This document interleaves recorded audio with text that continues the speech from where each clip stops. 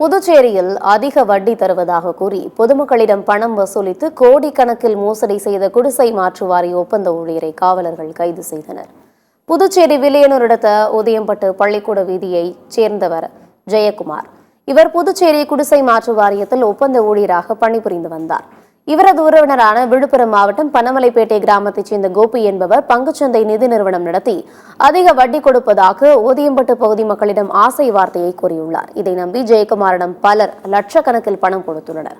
அவ்வாறு பணம் கொடுத்தவர்களுக்கு சில மாதம் வரை வட்டி பணம் வந்தது. பின்னர் வட்டி தரவில்லை என்று கூறப்படுகிறது. இதனால் 51 லட்சம் ரூபாய் முதலீடு செய்து ஏமாற்றமடைந்த உதயம்பட்டு சீனிவாசன் கார்டனைச் சேர்ந்த உலகநாதன் மனைவி தீபா வில்லியனூர் காவலர்களிடம் ஜெயக்குமார் மீது புகார் அளித்தார்.